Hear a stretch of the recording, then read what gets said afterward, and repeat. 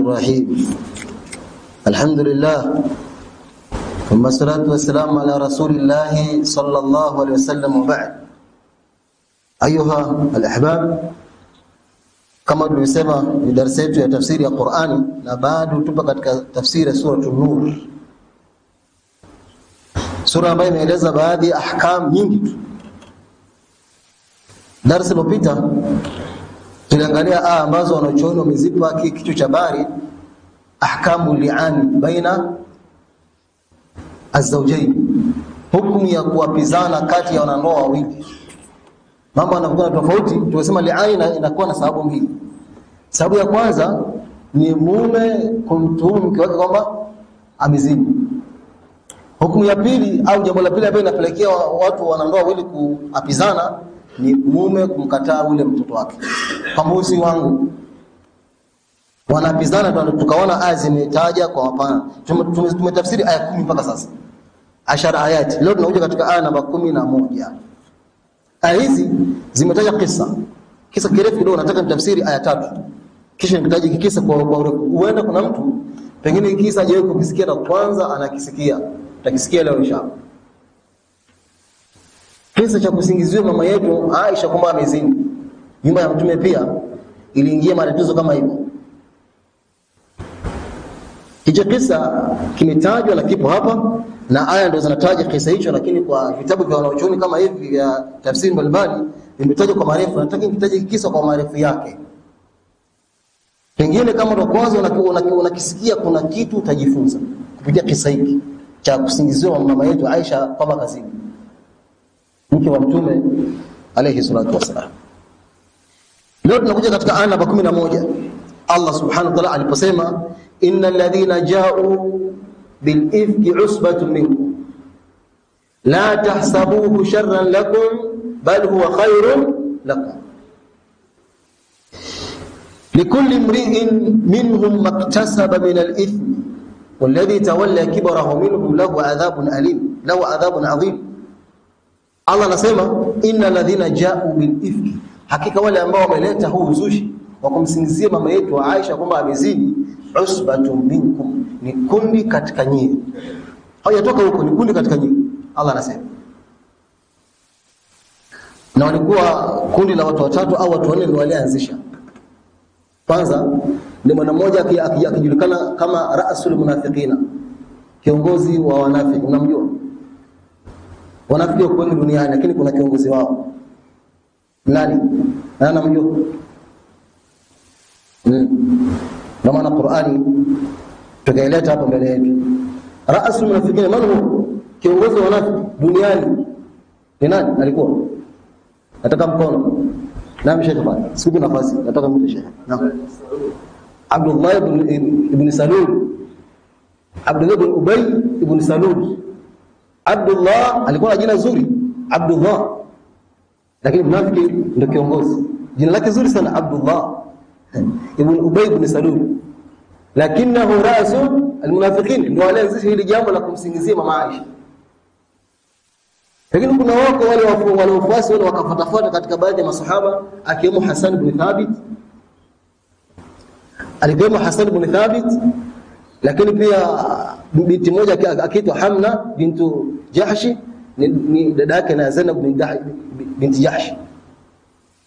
Lakini kuna baadhi ya masahaba wengine. Ala kule hali anasema innal ladhina ja'u bil ifki, haika wale ambao wameleta huu uzushi wa kumsingizia mama Aisha, usbatun minkum, ni kundi katika nyinyi. Allah akasema la tahsabuhu sharran lakum, msidhani kama ni shari kwa nyinyi. Kuleta uzushi si shari kwenu, bali huwa khairun lakum, bali ni khairi kwenu. Angalia, mama Aisha anasingiziwa jambo kama hili baya kabisa, lakini Allah anasema msidhani kama ni shari kwenu, bali ni khairi kwenu. Hiyo khairi inapatikana wapi?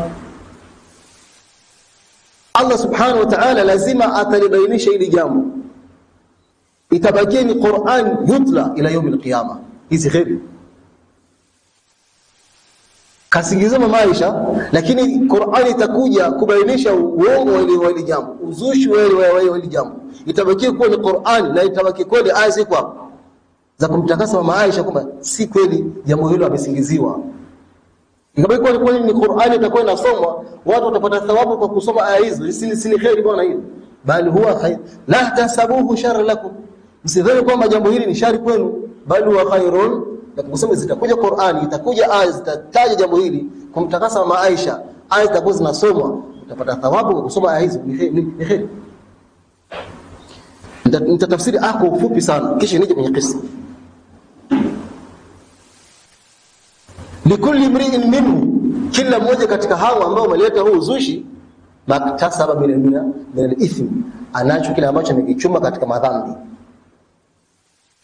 Walladhi tawalla kibrahu, na yule ambaye ametawala sehemu kubwa kwenye huu uzushi, ambaye ndo nani? Ra'su al-munafiqin Abdullah ibn Ubay bin Salul, lahu adhabun adhim, huyu ana adhabu kali. Angalia hili jambo limeletwa na watu wengi, lakini huyo katajwa kwa namna ya kitofauti, kwa sababu ndo ametawala sehemu kubwa ya uzushi wa hili jambo na uongo wa hili jambo. Lahu adhabun adhim, huyu kaandaliwa adhabu maalum, tena adhabu kubwa mno. Allah kasema tena, laula ayna ifuata, laula in sami'tumuhu dhanna almu'minuna walmu'minatu bi anfusihim khayran wa qalu hadha ifkun mubin. Laula in sami'tumuhu, kwa nini pale mliposikia uzushi huu? Allah anauliza, laula in sami'tumuhu, kwa nini mliposikia uzushi huo? Dhanna almu'minuna walmu'minatu, kwa nini wasidhanie waumini wanaume na waumini wanawake bi anfusihim, kwa nafsi zao wenyewe, khairan, kwa nini wasidhanie kwamba ni khairi? Kwa nini wasidhanie dhana nzuri? Ukisikia jambo usipelekee moja kwa moja kuliamini na ukadhani ubaya. Kwa nini uliposikia kwamba kuna jambo kama hili, kwa nini msifikirie kwamba msidhani khairi? Watu wakishasikia tu tayari wameshadhani dhana kwamba ni potofu kabisa. Allah anasema, kwa nini mliposikia waumini wanaume na waumini wanawake, mliposikia shari hii au mliposikia uongo huu, mliposikia uzushi huu, kwa nini msingedhania khairi? Waqalu, na kwa nini wasingesema baada ya kusikia uzushi huu, hadha ifkum mubin? Kwa nini wasingesema kama huu ni uongo, huu ni uzushi wa wazi kabisa? Kwa nini wasingesema? Laula ja'u alayhi bi arba'ati shuhada, lau kwamba wasingeleta juu ya uzushi huo mashahidi wanne. Au kwa nini wasingeleta katika uzushi huo, kwa nini wasingeleta mashahidi wanne? Tumesema kwamba mtu anapomsingizia mtu uzinifu lazima alete mashahidi wanne ili kudhibitisha ukweli kile ambacho anachokidai. Alete mashahidi wanne katika kitu ambacho kina ushahidi mzito, ni tuhuma hii zina.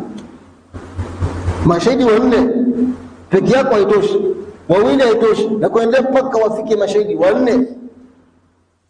Hapo ndipo sasa utasikilizwa na mahakama ya kisheria.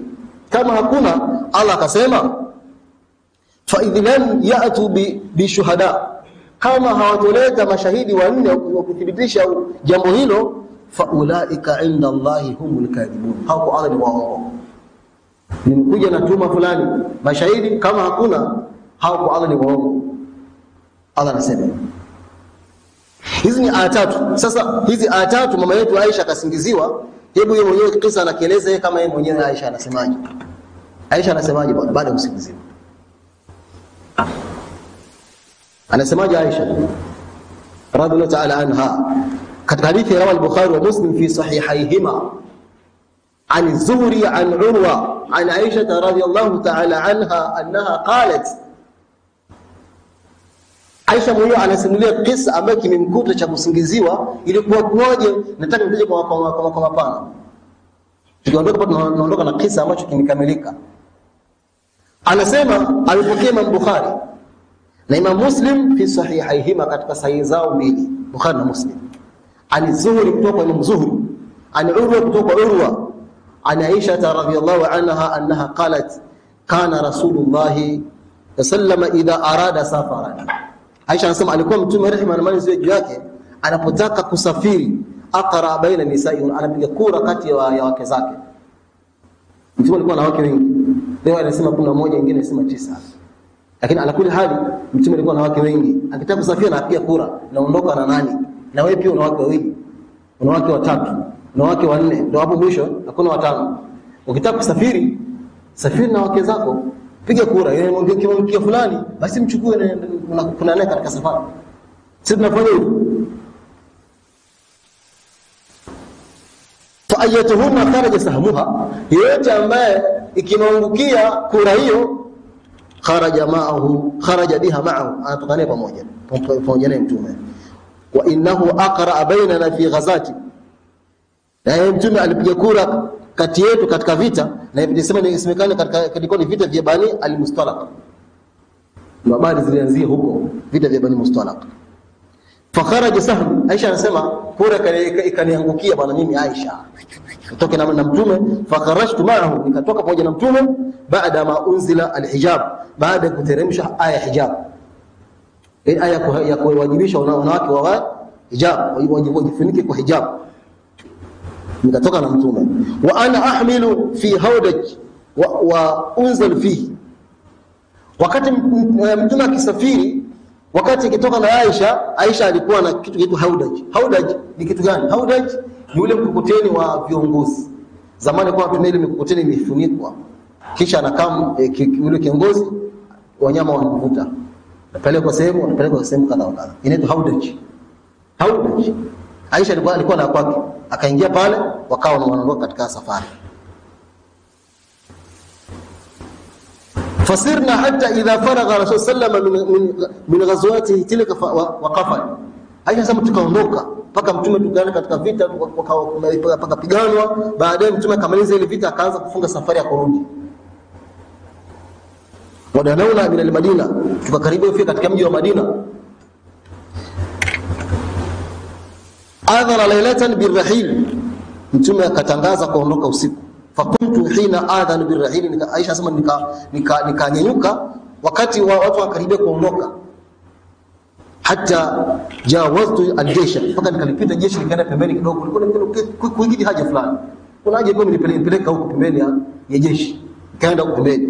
Falamma qadaytu min sha'ni aqbaltu ila arrahil, nilipomaliza haja yangu nikarudi kwenye msafara. Falamastu sadri fa idha iqdun li min jaz'i dhifarin qad inqata'a, nilipofika katika jeshi pale nikashika kifua changu, nikakuta ala kidani changu hakipo. Kidani kile wanavaa shingoni, siku hizi paka wanaume wanavaa hapa, pambe kuna ya wanawake, si ndio? Na kuna cheni za wanawake siku hizi, hakuna cheni ya wanawake na gani? Cheni ya wanaume hakuna. Cheni hizi za kina mama, kwa sababu ni mapambo na marembo paka wanaume. Hasa wanaume wanataka marembo ile ni. Nimepita mahali, nimeingia kwenye duka fulani, kwa kuna marembo. Na nasikia bwana, naomba cheni ya wanaume. Anauliza, hivi kuna cheni za wanaume siku hizi? Vile sasa wapi bwana? Zipo cheni za wanaume, hakuna cheni za wanaume, cheni zote za wanawake. Aisha anagusa kwenye kifua chake, anasema nakuta kidani changu, mkufu wangu haupo. Faraja'tu faltamastuhu fahbasani ya ibtigha. Dhani kanijia labda ni hapo tu, labda ni pale tu, nikatoka nikaenda kutafuta, labda ni pale tu. Jeshi huko alijua kwamba Aisha hakarudi, wajua Aisha yupo kwenye hawdaj, kwenye mkuteni wake, ajua yupo. Jeshi likaanza kuondoka. Aisha anasema ni pale tu, labda ni hapo tu, anaendelea kwenda, na jeshi pia linaendelea kwenda, yanaenda na jeshi pia linaenda. Anasema nikazuiliwa na kule kutafuta kidani changu, nikazuiliwa huko. Wa aqbala ar-rahatu alladhina kanu yarhalunani fahtamalu hawdaji farahaluhu ala ba'iri wa hum yahsabuna anni fi. Anasema wale ambao walikuwa wanaendesha mkokoteni wangu wakaanza kuondoka wakidhani kwamba niko ndani. Wakana nisa'u idhaka khifafan lam yufqilhunna lahm, wanawake zama hizo wakati huo walikuwa ni wembamba, nyama zile bado hazijikuwa nyingi. Mkokoteni mwepesi, sababu walikuwa wanawake wepesi. Aisha mwenyewe alikuwa ni bado msichana mdogo, kwa mwepesi, wajua yuko ndani, mkokoteni kaenda. Wa inama nakulu al-ulqata min at-ta'am falam yastankir al-qawm hina rafa'uhu khiffat al-hawdaj fahmaluhu. Hakudhani kwa mimi sipo ndani, wakajua wana kutokana wale wepesi, wakajua kama nipo ndani, wakaondoka.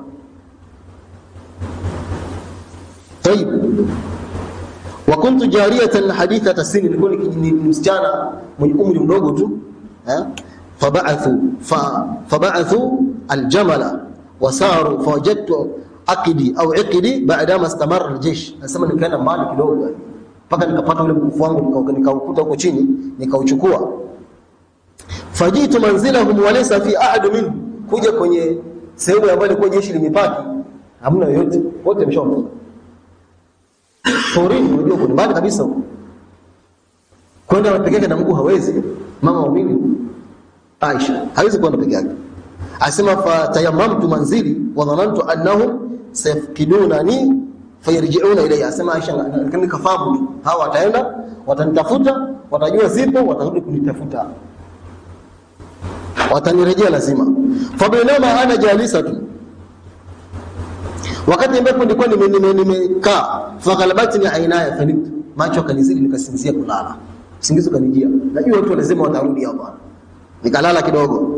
Wakana Safwan ibn al-Mu'attal as-Sulami, hapo ndo baada kaanza. Alikuwa bwana mmoja akiitwa Safwan ibn Mu'attal as-Sulami, thumma Dhakwani qad arrasa wara al-jaysh. Alikuwa yeye alikuwa anakuja nyuma ya jeshi kuangalia kuna vipi vimepotea, kuna vipi vilidondoshwa, anaangalia usalama wa jeshi nyuma. Mtume kamweka makusudi kabisa Safwan ibn al-Mu'attal as-Sulami au al-Dhakwani radhiyallahu ta'ala anhu, ndo balani yanzia hapo, kama ndo akasingiziwa na kubwa. Fa asbaha inda manzili faraa sawada insani naib. Safwan kafika pale aona kuna mtu mweusi kalala pale. Fa atani fa arafani hina raani. Safwan alikuja pale akakunitizama akanijua ni mimi Aisha.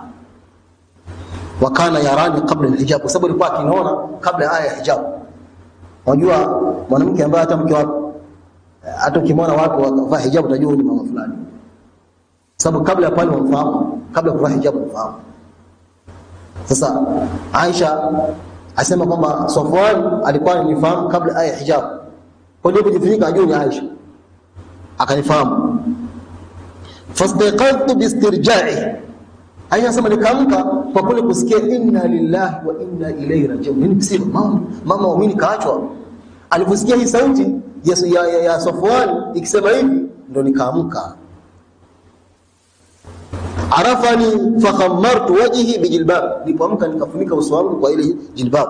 Fa wallahi ma kallamni bikalima, wallahi kunisemesha neno Safwan, kunisemesha neno lolote, wala sami'tu minhu kalima ghayra istirja'i, wala sikusikia neno lolote isipokuwa kusema tu inna lillahi wa inna ilayhi raji'un.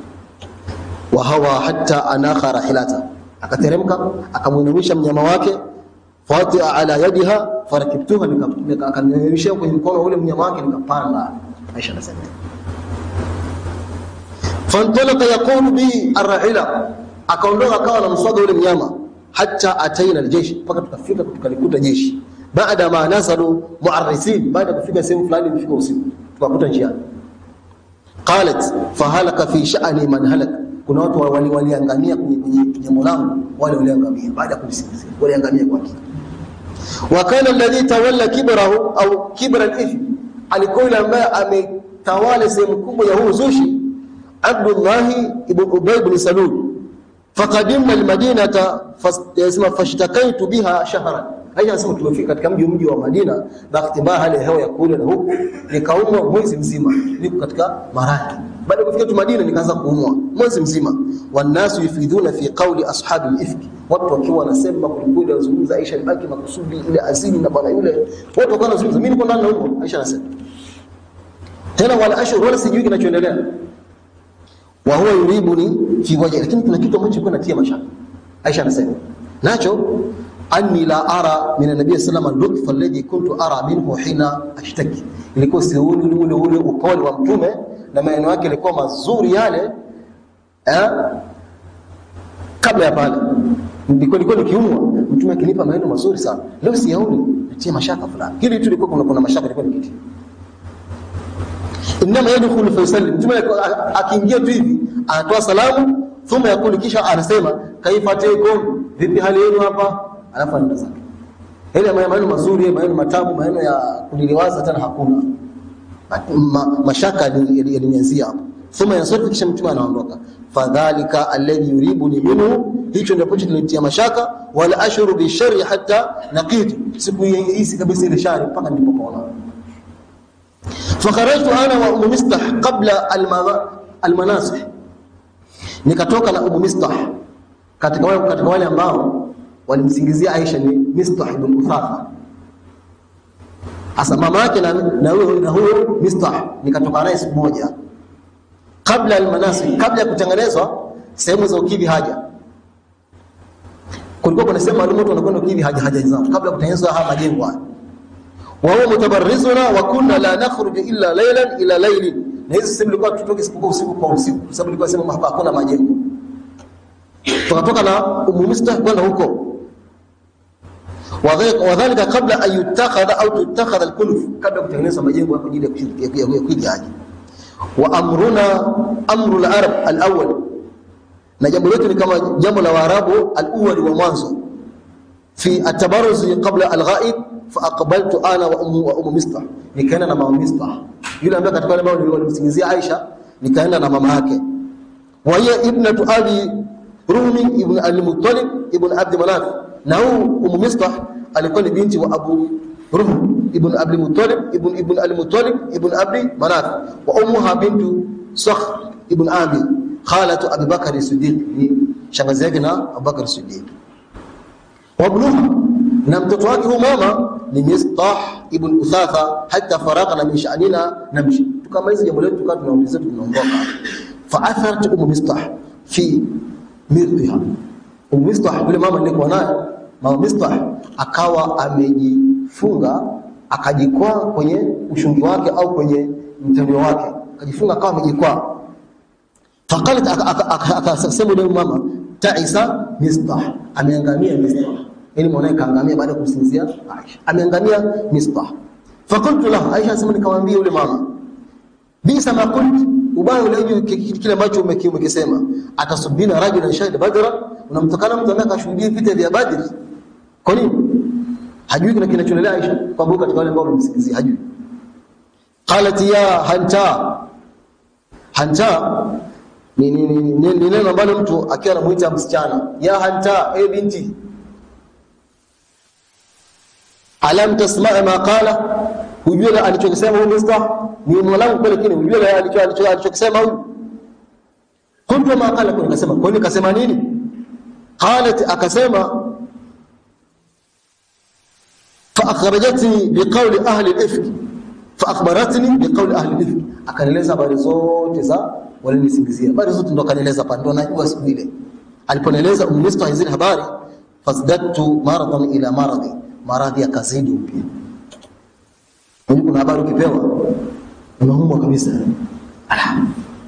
habari zito hizo unaongeza maradhi. Anasema nilipopewa hizo habari, kile ambacho kinaendelea pale katika mji wa Madina au kusingizio kwangu, maradhi yakazidi kwa hakika.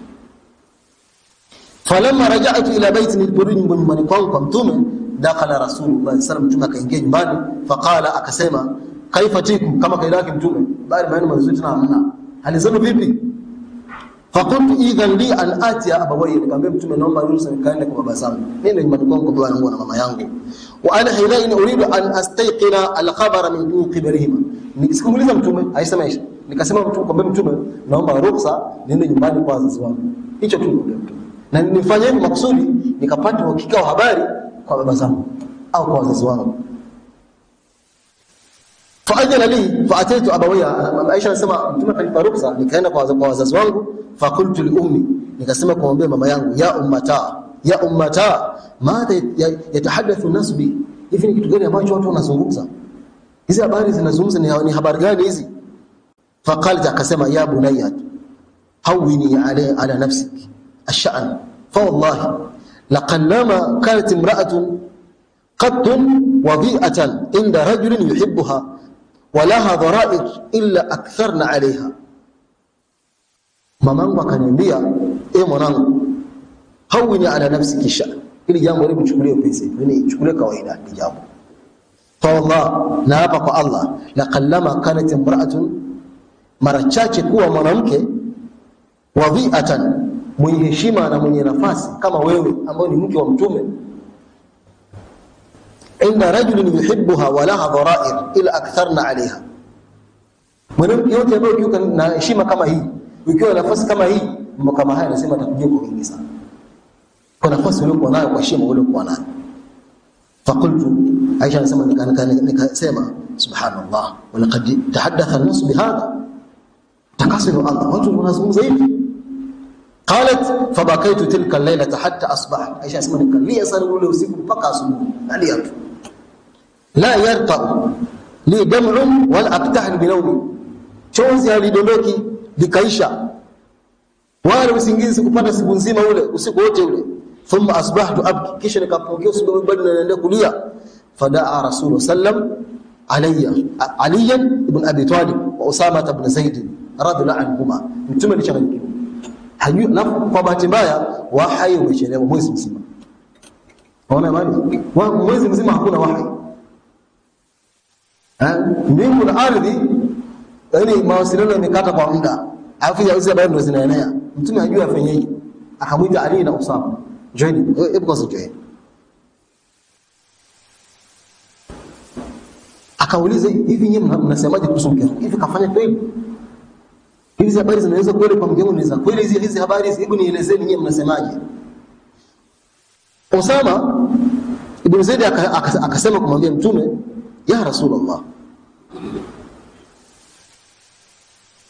Fa ashara alayhi bima ya'lam min bara'ati ahli. Na mimi najua kabisa, naamini kabisa mke wako yuko mbali na hilo. Hilo jambo liko mbali, mke wako yuko mbali kabisa. وبالذي يعلم من الود لهم.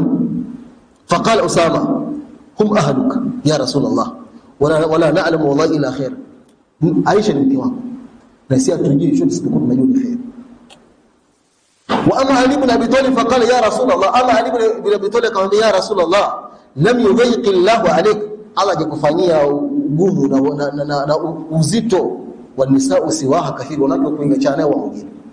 Mtume achangikiwa zaidi. Osama anambia hapana, tunajua mke wako ni khairi tu. Ali anambia hapana, ya Rasulullah, Allah jakufanyia yani dhiki. Amekupa nafasi, achana Aisha wao mwingine. Wanawake kama Aisha wako wengi sana. Achana yeye. Mtume anambia katikati, aende kwa Osama au kwa Ali. Hajua fanya nini ya Rasulullah. Ndio kitu cha Mtume kulikweli jambo hili. Muda ndio sura fiki tu. Kisha wasal jariyata tukhbiruka, hebu muulize kijakazi wake mwenye atakupa habari zote. Qalat fadaa Rasulullah Barira.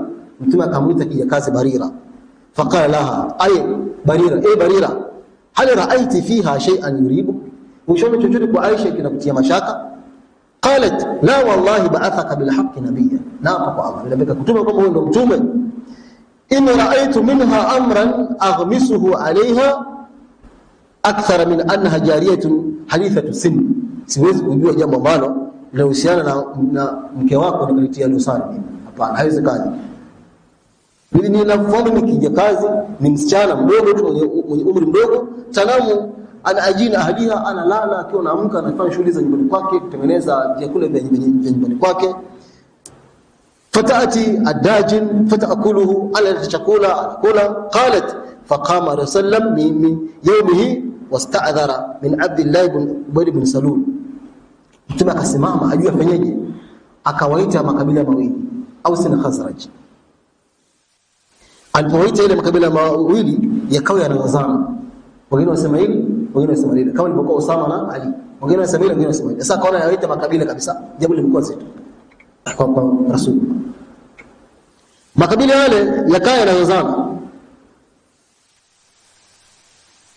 Al-Aws wal Khazraj hatta hamu an yaqtatil, mpaka wakataka kupigana vita. Wa Rasul sallam ala al-mimbar, mtume akawa amekaa mimbar. Makabila yanazana mpaka wanataka kupigana vita. Falam yazal yukhaffidhuhum hatta sakatu wa nazal. Hakaacha mtume kuwatuliza mpaka wakatulia na wakanyamaza, na mtume akateremka katika mimbar. Wa bakaitu yawmi dhalika la yarqa li dam'u. Aisha anasema nikalia uzile siku nzima, chozi aliacha kudondoka, wala aktahi biyo, wala sipati usingizi. Unajua wanasema hivi. Mmoja katika as-salaf anasema hivi, laqad dhuktu al-mararata kullaha, nimeonja vichungu vyote. falam adhuq amara min tuhmati albari'a. Vichungu vyote sikupata kuonja kitu kichungu zaidi kama ile tuhuma alafu kwa normal. Yaani unatumia alafu hauna hiyo tuhuma. Hii chungu sana. Vichungu vyote nimeonja lakini hii ni chungu zaidi. Yaani unatumia alafu kwa mbali. Ndio maana Aisha yeye hachukulia machozi, hachukulia usiku na mchana. Kule kutumia na kule kusingiziwa mama waumini kwa hakika. Wala aktahil biyawm wala silali. Thumma bakaitu laylati almuqbila la yarqa bi li dam'un wala aktahilu biyawm. Nalikalia usiku wangu wote ule almuqbila unaofuata la yarqa li dam'un, chozi liache kudondoka, wala aktahilu binawmin, wala sipati usingizi. Fa asbaha, nikapambukiwa abawaya indi waqad bakaitu laylatayn wa yawman, nimelia usiku mawili na usiku mmoja ndani yake, hata adhuna anna albukaa faliq qabdi, nikadhani kwamba kweli kilio kinaweza kutoa hata ini langu. Lia mrefu sana ndio ndiye tu Aisha. Fa binama huma jalisani indi wa an abki, babangu na mamangu kama kaa mbele yangu na mimi kia ninalia. Idh ista'dhanat imra'atu min al-ansar fa'adhintu laha, gonga mlango mwanamke katika Ansar nikampa ruhusa ya kuingia. Fa jalasat tabki ma'i, akawa analia pamoja nami. Fabinama nahnu ala kadhalika idh dakhala alaina rasulullah, hatukuacha kwa hivyo mtume akaingia ndani. Thumma jalasa, kisha mtume akakaa. Walam yajlis indi min yawmin qila fiya ma qila qablaha, hakuwa mtume kukaa mbele yangu tangu alisema haya, hakuwa kama mtume mbele yangu tukizungumza hivi, hakuwa mtume kana naye. Waqad makatha shahran la yuha ilayhi fi sha'ni bi shay, na mtume alikaa mwezi mzima hakuna wahi unateremka kwenye jambo langu hili. Fatashahada hina jalasa, mtume akasema tu ashhadu an la ilaha illallah alipokaa pale mbele yangu. Thumma qala, kisha akasema mtume maneno ambayo yalimuumiza Aisha zaidi, kaumia kulikole kwa maneno mtume. Mtume akamwambia ama baada haya fa innahu balaghani anki kadha wa kadha, Aisha imenifikia mimi habari kwako wewe kadha wa kadha. Fa in kunti bari'atan fasabariku Allah ta'ala, kama wewe uko mbali na hili jambo Allah atakutakasa. Wa in kunti almanti bidhambi, na Aisha anakuambia kama umefanya dhambi kweli Aisha wewe, fastaghfirillah ta'ala wa tubi ilayhi, kama kweli Aisha umefanya dhambi hii tubia kwa Allah, muombe msamaha Allah subhanahu wa ta'ala. Fa inna al-'abda idha i'tarafa bi dhanbin thumma taba kamya, akikiri dhambi na akatubia kwa Allah subhanahu wa ta'ala, taba Allahu alayhi, Allah tamsamehe dhambi yake. Na Aisha anazidi kumuumiza, kama mtume anaamini au haamini, kaumia zaidi Aisha. Kama wewe uko mbali na hili jambo, Allah atakutakasa tu Aisha, na kama umefanya kweli dhambi tubia, muombe msamaha Allah. Mje akifanya kosa, akifanya dhambi, akitubia kwa Allah, Allah atamsamehe. Mtani malizia kile muda unaniambia hapo inatosha.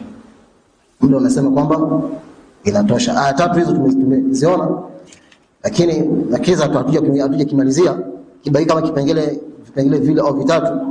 Nafikiri tukomee hapa, kama kuna maswali mengine.